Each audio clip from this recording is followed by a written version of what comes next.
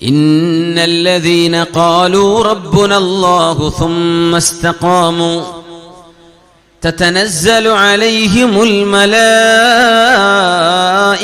അല്ലാ തഖാഫൂ വലാ തഹ്സനൂ وأبشروا بالجنة التي كنتم توعدون نحن أولياؤكم في الحياة الدنيا وفي الآخرة ولكم فيها ما تشتهي أنفسكم ولكم فيها ما تدعون نزلا من غفور رحيم سورة فصلت إن الذين قالوا ربنا الله ഞങ്ങളുടെ രക്ഷിതാവ് അല്ലാഹുവാണെന്ന് ജീവിതത്തിൽ ആശയം കൊണ്ടും മനസ്സുകൊണ്ടും കർമ്മം കൊണ്ടും വിളിച്ചു പറഞ്ഞവർ ثم استقاموا എന്നിട്ട് നേർവഴിയിൽ കടന്നു പോവുകയും ചെയ്തവരെ റസൂലുള്ളാഹി സ്വല്ലല്ലാഹു അലൈഹി വസല്ലം തങ്ങൾ പറയുമായിരുന്നു ഖദ് ഖാലന്നാസ് ഒരുപാട് ആളുകൾ ലാ ഇലാഹ ഇല്ലല്ലാഹയുടെ വക്താക്കളായി പറഞ്ഞു പോയിട്ടുണ്ട് ثم كفر അക്സറുഹും പക്ഷേ ഒരുപാട് ആളുകൾ മരിച്ചു പോകുമ്പോൾ ആ ആശയത്തിലല്ലായിരുന്നു അതുകൊണ്ട് ഫമൻ മാത അലൈഹാ ഫഹുവ മിമ്മൻ ഇസ്തഖാം ആരാണോ ആ ആശയത്തിൽ നേർവഴിയിൽ മരിക്കുന്നവരെ ജീവിക്കുന്നത് അവസാന സെക്കൻഡ് വരെ നേർവഴിയിൽ കഴിയുന്നവരാരോ അവരെ പറ്റിയാണ് സുമ്മസ്തഖാമൂ റമളാൻ വരുമ്പോൾ ഒരു നല്ല ജീവിതം അത് കഴിഞ്ഞാൽ പിന്നെ തിരിച്ച് അങ്ങനെയല്ല മരിക്കുന്നവരെ നല്ലവരായിട്ട് ജീവിക്കുക ആ നന്മയിലായിട്ട് മരിക്കാൻ പറ്റുക അതൊരു വലിയ സൗഭാഗ്യമല്ലേ അങ്ങനത്തെ ആളുകൾ തതനസ്സലു അലൈഹിമുൽ മലായിക അല്ലാഹുവിന്റെ മലക്കുകൾ ഇങ്ങനെ ഇറങ്ങി വരും അവരടുത്തേക്ക് സുബ്ഹാനല്ലാഹ് അല്ലാഹുവിന്റെ മലക്കുകൾ ഇറങ്ങി വരും തതനസ്സലു അലൈഹിമുൽ മലായിക അല്ലാ തഖാഫൂ വലാ തഹ്സനൂ നിങ്ങൾ പേടിക്കരുത് സങ്കടപ്പെടരുത് പേടിക്കുക എന്ന് പറഞ്ഞാൽ വരാനുള്ളത് എന്താണെന്നായി പേടി സങ്കടത്തിനെ കുറിച്ചാണ് വരുന്നതിനെ കുറിച്ചാണോ കഴിഞ്ഞതിനെ കുറിച്ചാണ് സങ്കടം കഴിഞ്ഞതിനെ കുറിച്ച് സങ്കടം വേണ്ട വരുന്നതിനെ കുറിച്ച് നിങ്ങൾ പേടിക്കും വേണ്ട നിങ്ങൾ സമാധാനിച്ചിരുന്നോളി സങ്കടവും പേടിയും അതാ സങ്കടം എന്ന് പറഞ്ഞത് കഴിഞ്ഞ കാലത്തെ കുറിച്ചാണ് വരിക പേടി എന്ന് പറഞ്ഞ റബ്ബിന്റെ കുട്ടിനെ കല്യാണം ആവുമ്പോഴേക്ക് എന്താവും അതാ പേടി വരാൻ പോടിനെ കുറിച്ച് നിങ്ങൾ അതൊന്നും ചിന്തിക്കണ്ട നഹ്നു ഔലിയാഉകും ഫിൽ ഹയാത്തിദ് ദുനിയാ വഫിൽ ആഖിറ സത്യവിശ്വാസികളുടെ കാര്യങ്ങൾ ദുനിയാവിലും ആഖിറത്തിലും ഞാൻ ഏറ്റെടുത്തിരിക്കുകയാണല്ലോ അല്ലാഹു ഏറ്റെടുത്ത പിന്നെ എന്തിനെ പേടിക്കേണ്ടത് നഹ്നു ഔലിയാഉകും ഫിൽ ഹയാത്തിദ് ദുനിയാ വഫിൽ ആഖിറ വലകും ഫീഹാ മാ തശ്തഹി അൻഫുസുകും ولكم فيها ما تدعون نزلا من غفور رحيم സജ്ജനങ്ങളുടെ മരണം അല്ലാഹു വിവരിക്കാൻ നല്ല നിലക്ക് ജീവിച്ചു അല്ലാഹു പറഞ്ഞ പോലെ ജീവിച്ചു നല്ല സൽസ്വഭാവിയായി ജീവിച്ചു മരിക്കുന്ന നേരത്ത് അല്ലാഹുവിന്റെ മലക്കുകൾ അങ്ങോട്ട് ഇറങ്ങി വരും അല്ലാ തഖാഫൂ വലാ തഹ്സനൂ നിങ്ങൾ പേടിക്കേണ്ടതില്ല ഭയപ്പെടേണ്ടതില്ല സങ്കടപ്പെടേണ്ടതില്ല വഅബ്ശിറൂ ബിൽ ജന്നത്തില്ലതി കുൻതും തുഅദൂൻ നിങ്ങൾക്ക് അല്ലാഹു സ്വർഗ്ഗം തരുമെന്ന് പറഞ്ഞില്ലേ ആ സ്വർഗ്ഗം നിങ്ങൾക്ക് അല്ലാഹു നൽകാൻ പോകുന്നു സന്തോഷിച്ചോളൂ അല്ലാഹു അങ്ങനെയൊക്കെ കേട്ട് മരിക്കാനുള്ള ഭാഗ്യം അല്ലാഹു നമുക്ക് നൽകട്ടെ മഹാനായ ഇമ്രാൻ ഇബ്നുൽ ഹുസൈൻ റളിയല്ലാഹു അൻഹു അല്ലാഹുവിന്റെ റസൂലിന്റെ സ്വഹാബികളിൽ അല്ലാഹുവിന്റെ മലക്കുകൾ വന്ന് സലാം പറഞ്ഞ് ആ സലാമിന് മറുപടി പറഞ്ഞ് മുസാഫഹത്ത് ചെയ്തിരുന്ന മഹാനാണ് ഹബീബിന്റെ സ്വഹാബികളിൽ മഹാനായ ഹസനുൽ ബസ്രി തങ്ങളും അല്ലാമ ഇബ്നു സിരീൻ തങ്ങളും ഒരുമിച്ച് പറയും, രണ്ടുപേരും പറയും, വല്ലാഹി മാ ദഖലൽ ഇറാഖ ഖൈറു സ്വഹാബിയിൻ മിൻ ഇമ്രാൻ ഇബ്നുൽ ഹുസൈൻ.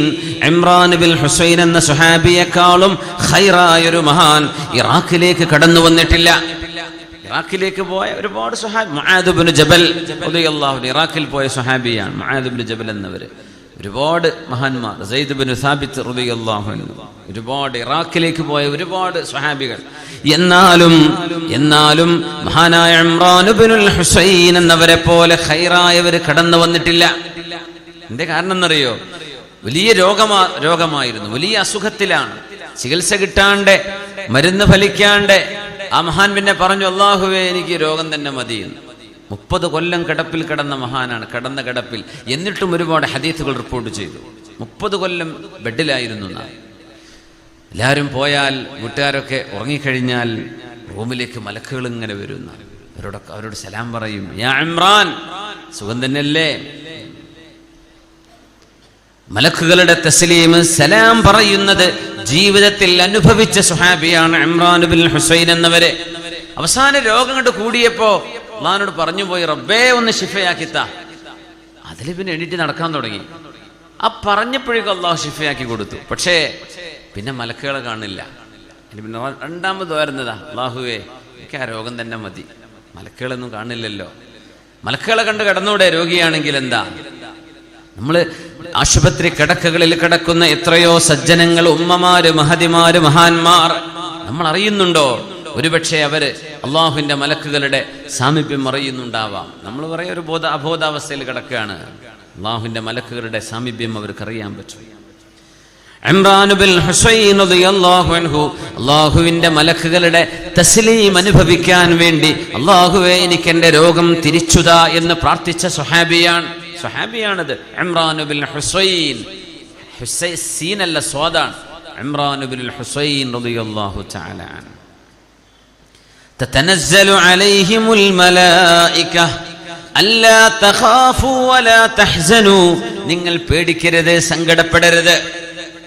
وأبشروا بالجنة التي كنتم توعدون. അല്ലാഹു പറഞ്ഞില്ലേ സ്വർഗം തരുമെന്ന്, സ്വർഗം കിട്ടും കേട്ടോ, നിങ്ങൾ പേടിക്കണ്ട എന്ന് മലക്കുകൾ സന്തോഷം പറഞ്ഞു കൊടുക്കും മുഅ്മിനീങ്ങൾക്ക്. അങ്ങനെയാണ് മരണമെങ്കിൽ പിന്നെ എന്തിനെ പേടിക്കണത്? അങ്ങനെയാണൊരു മരണം. അങ്ങനെ ഒരു സംഭവം ദുനിയാവിൽ വേറെ എവിടെ കിട്ടുക? മരിക്കുന്ന നേരത്തല്ലാതെ ഇങ്ങനെ സന്തോഷം പറഞ്ഞ് കൈപിടിച്ച് കൊണ്ടുപോകുന്നൊരു അനുഭവം അള്ളാഹു സജ്ജനങ്ങൾക്ക് നൽകുന്ന ഈ അനുഭവം അള്ളാഹു നമുക്കും നൽകി അനുഗ്രഹിക്കട്ടെ. നമ്മൾ സജ്ജനങ്ങളായതുകൊണ്ടല്ല, അവരെ സ്നേഹിക്കുന്നതിൻ്റെ പേര്.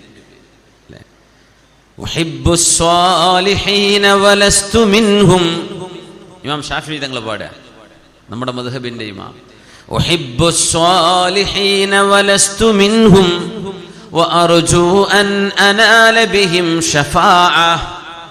وأكره من بضاعته المعاصي وإن كنا سواء في البضاعة. എനിക്ക് നല്ലവരെ ഇഷ്ടമാണ്, ഞാനൊരു നല്ല ആളാണ് അല്ലെങ്കിൽ തന്നെയും എനിക്ക് നല്ലവരെ ഇഷ്ടമാണ്. وأكره من بضاعته المعاصي, തെറ്റ് ചെയ്ത് നടക്കുന്നവരെ എനിക്ക് ഇഷ്ടമല്ല. ഞാനും അവരും ഒരുപോലെ ആണെങ്കിൽ തന്നെയും തെറ്റിന്റെ വിഷയത്തിൽ ഞാനും തെറ്റ് ചെയ്യുന്നുണ്ട്, പക്ഷേ എനിക്ക് തെറ്റ് ചെയ്യുന്നവരെ ഇഷ്ടമല്ല. ഞാൻ സ്വാലിഹീങ്ങളെ സ്നേഹിക്കുന്നു, ഞാൻ സ്വാലിഹായതിന്റെ പേരിലൊന്നും. എന്തിനെന്നറിയോ? അല്ലാഹുവിന്റെ ശഫാഅത്ത് കിട്ടാൻ വേണ്ടി. ആലിമീങ്ങളെ കൊണ്ട് ശഫാഅത്ത് ഉണ്ടാവും. അതുകൊണ്ട് ആലിമീങ്ങളുമായിട്ടൊക്കെ ബന്ധങ്ങൾ സ്ഥാപിക്കണം. ഒന്നുമല്ല, നമ്മളെ മമ്മൂട്ടിയല്ലേ, പോരോടോ സ്വർഗത്തേക്ക് വാ, അള്ളാഹിന്റെ മുമ്പിൽ വിളിച്ചാൽ പോരെ. ധാര നമുക്ക് കഞ്ഞുകൊണ്ടെന്നിരുന്ന ആളല്ലേ, മാഷാ അല്ലാഹ്. ധാര നമ്മുടെ കൂടെ യാത്ര ചെയ്തിരുന്ന ആളല്ലേ, നമ്മുടെ അടുത്ത് പഠിച്ച മുതഅല്ലിമല്ലേ.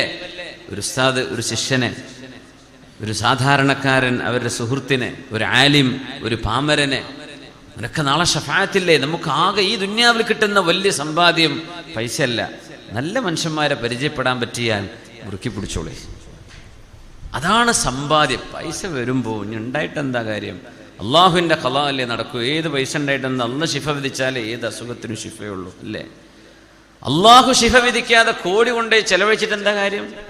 ഡോക്ടർമാർ പറയും മരുന്ന് പ്രതികരിക്കണില്ല, അതിനർത്ഥം അള്ളാൻ്റെ ഖളാ ഇവിടെ ഉണ്ടായിട്ടില്ല എന്നർത്ഥം.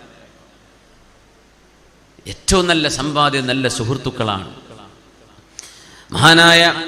മഹാന്മാരായ പണ്ഡിതന്മാർ, മുൻഗാമികളും മുതഅഖിരീങ്ങളുമായവർ പറയാറുണ്ട്, ഒരു മനുഷ്യന്റെ നന്മക്കനുസരിച്ചാണ് ഒരു മനുഷ്യനെ ഓർക്കപ്പെടുന്നത്.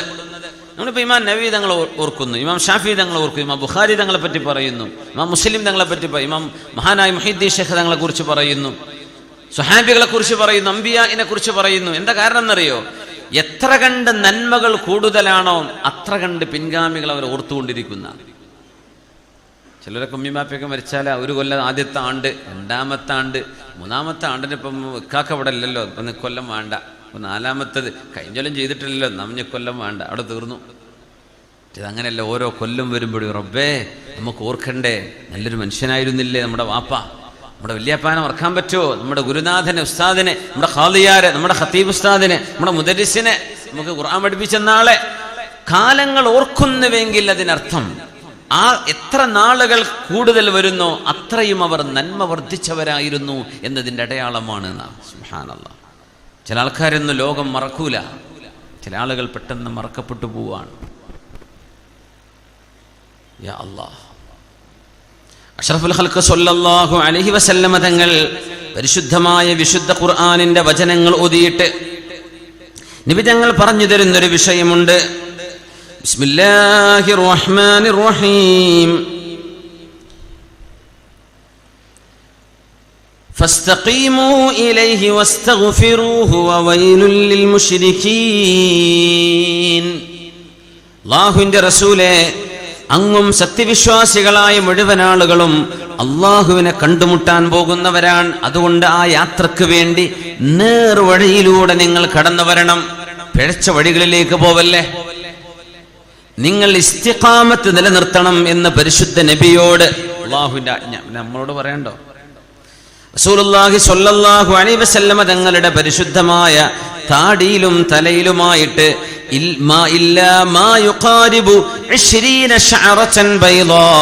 ഏകദേശം 20 മുടിയെ നരച്ചിരുന്നുള്ളൂ നബി തങ്ങളുടെ താടിയിലും തലയിലുമായിട്ട്. അന്ന് നര വരാൻ മിനിമം 80 വയസ്സെടുക്കുന്ന അന്നത്തെ കാലം അങ്ങനെയാണ്. റസൂലുള്ളാഹി തങ്ങൾക്ക് സ്വല്ലല്ലാഹു അലൈഹി വസല്ലം മദീനയിലേക്ക് എത്തിയ ഉടനെ തന്നെ നിബിധങ്ങളിൽ നര കണ്ടിട്ടുണ്ട്. സിദ്ദീഖ് റളിയല്ലാഹു അൻഹു ഹബീബിനെ കണ്ട് ചോദിച്ചുവല്ലോ, യാ റസൂലല്ലാഹ് മല്ലദീ ശയ്യബക അജില ഇലൈക ശൈബു യാ റസൂലല്ലാഹ്, നബിയെ അങ്ങയിലേക്ക് നര പെട്ടെന്ന് വന്നുവല്ലോ.